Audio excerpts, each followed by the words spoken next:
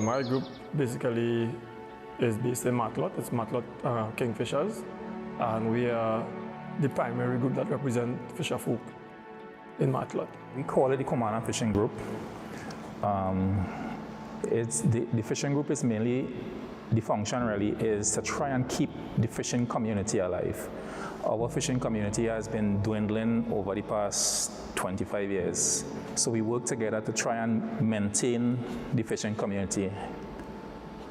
Seeing the importance of it is one, possible job security, especially for, let me say, somebody who didn't make it in school.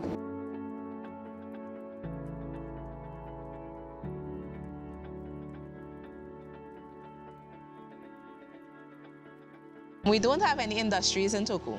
So obviously, when you finish school, you leave Toco to get employment.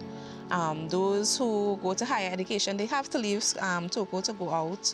So, you know, the ones who are left behind, they don't have much options. So they either end up just going into agriculture, they're going to the fishing industry, or they just end up on the wayside, literally, sitting down liming whole day. For the fishing industry, they are faced, of course, with, you know, the usual piracy. You know, sometimes they go out and they don't get anything. That may depend on the weather conditions. Agriculture, they too face, predatory larceny. They, of course, they are affected by the weather as well. Crop, insects, pesticides, you know, so that will affect them. I will say the location and transport. Sometimes the roads are bad, trees fall, so that could be some of the challenges of job opportunities outside of Toco. So that's why most people try to do whatever they do in Toco, like fishing, farming, stuff like that. Opportunity and education. I think there's a gap between what the Toco people are educated for and what exists in this area. So people have to travel out of the area to get gainful employment to either Sandy Grande or Rima or Port of Spain. I know some people travel to Port of Spain every day and it takes 3 hours one way to get to Port of Spain to get to work. Some of the people, maybe teachers, nurses, police officers, even if they fill the public sector jobs, it's not many positions. So that you find most of the people will have to go out of the area in pursuit of employment. Business opportunity is not very significant, but what facilitated that economic growth was the fact that everybody got paid in the community. So they call it the paymaster. So you found there wasn't this resident crime taking place. People would normally get paid on a fortnightly basis because the regional corporation was the main employer in the area. So the paymasters will come in and pay the workers on site, on location. The old age individuals who receive the pension or the grant, that was paid in the community. So the farmers would sell their agricultural produce in the community. The fishermen would sell their fish in the community. So let's assume that I'm a regional corporation employee. I get paid on a fortnightly basis. When I get my salary in Grand River, I would naturally gravitate to the shop and purchase my groceries. The government, in its wisdom, probably because of the issue with crime, they would have centralized all payments to Sandy Grande. So that when I work as a regional corporation employee, my pay comes to my bank account in Sandy Grande. So when it's time for pay, I go to Sandy Grande, either through the route of the ATM or I purchase directly, however, but I am spending my money in Sandy Grande. So by moving the financial resource out of the community, it moved the economic activities. Men are more laid back. They tend to either go fishing or go into agriculture or just lie on the block.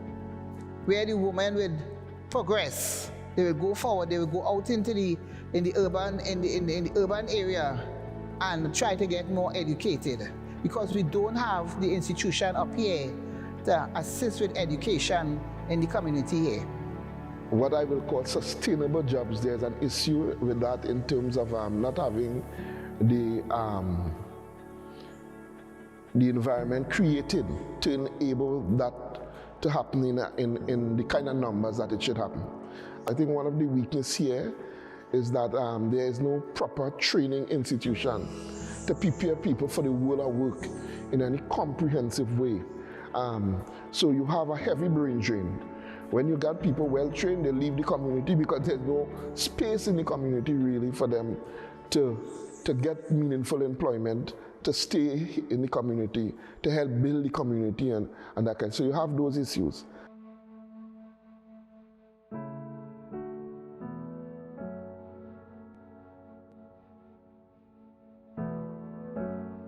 I think we don't have a great risk. Most of the people in Toco are healthy, I guess, because of what they consume. Mental illness, substance abuse. Of course, we have the usual that everybody have chronic illnesses. Sometimes the dry season is really, really dry, and sometimes the rainy season is really wet. But we have always had those seasons. So to say that it's affecting our health, I can't say per se. I don't think the Toco man is really challenged much on a health basis. I think what happens is that lifestyle diseases, diabetes, high blood pressure, things like that, in terms of the environment impacting it, I don't see it as much. Maybe it has, but I don't think there's any evidence to show that the environment is causing any type of major illnesses on the side. I think that the region has a reasonable amount of health centers. Drug abuse. When I say drug abuse, in these parts, marijuana is consumed at ridiculous rates. And that, to me, is having spin-offs in the mental behavior of the youth, the male youth especially. The consumption of alcohol at the rum shop continues to be a major problem in these rural areas. And it starts at all ages. And the effect is not measured or quantified. The young youth in Toco, male, his future drive is go up in the hills and plant weed because he sees he can make a quick buck. And he believes life begins for him when he starts to plant weed. So he doesn't see the importance of developing himself academically or otherwise. If I look at a third health challenge, it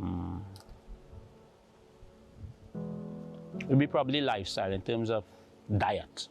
You would think that because we're living in Toco people eat a lot of healthy things. They may have good air, but probably Toco people eat more fried chicken than Tong people. I don't think it has to do much with the weather. These health challenges. I think access is one of the serious challenge. Access to proper health care and so on. To get assistance, you have to spend 18 months before you get an appointment and 12 months before you get an appointment. So you will die 5 times before you get the kind of help that you need to get. So there are those kinds of issues in respect to that. I don't think it has to do with those health challenges really have to do with weather or climate in any significant way. Hypertensive, diabetes, stroke, and probably obesity.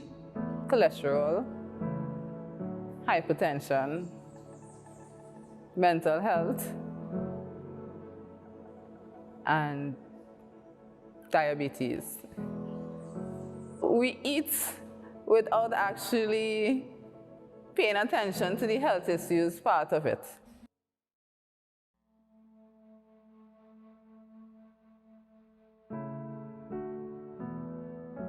Yeah, well, I guess there were roads collapsing, there are trees falling, so That's in the rainy season. Sometimes they have high tides where the beaches come into the road that they can't pass and stuff like that. We on the coastline, so there's a heavy wind present where wind blow and people roofs got blown off.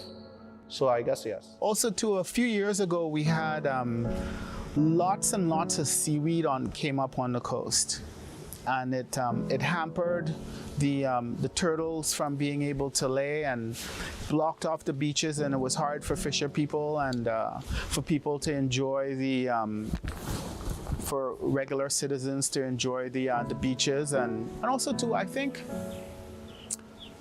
some of the climate has shifted a little bit, and so dry season now starts a little bit at different time, and it's hotter, I think, and I feel it's hotter.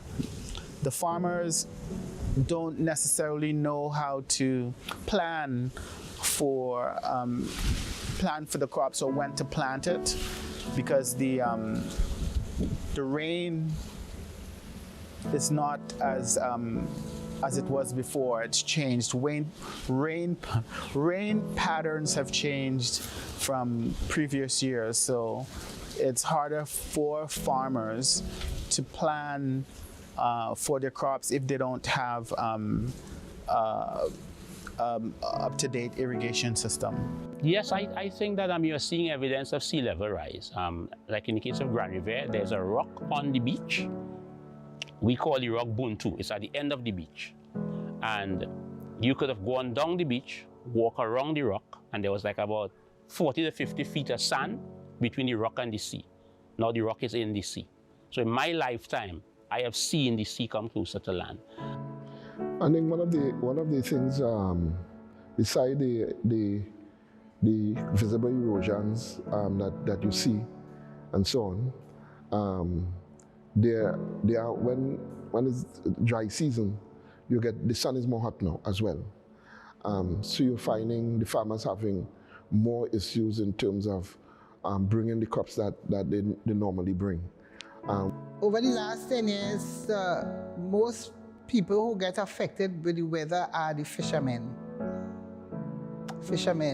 Sometimes they are caught unprepared with the change of weather pattern, and their boats will be out in the ocean, and they will get some of them will get their boats damaged. Weather has affected the community, not so much, but still, because with the high levels of, over time, the high levels of sea rising, sometimes when rainfall really heavy, the water would come across, like in Mission. You would have seen the water would come over the road, and then we will have soil erosion where the trees may fall across the road and things like that. But at a great deal, no, it hasn't.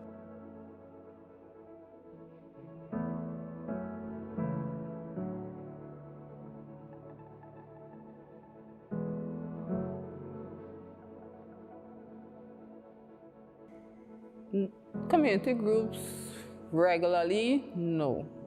I would not say they do it regularly. From time to time, yes. My group would have seen that need for environmental awareness, so we would take part in doing the beach cleanup, but generally the groups, I can't say that they do. To solve negative impacts, we always have to go to the agencies, to the ministries.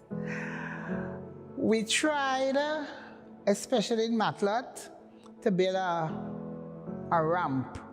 Is a ramp? A ramp. So that the boats could be secured. That they could pull up the boats to be secured in case of an emergency overnight with the weather pattern. Well, you have, from time to time, some groups come together and do some beach cleanups and so on. Turtle groups come together often, 2-3 times a year, and do beach cleanup. Our organization, 2 years ago, we did some planting of some trees by the seaside and that kind of thing. It's not done regularly enough. And one time in our history, the community was more inland. and then they came out closer to the sea.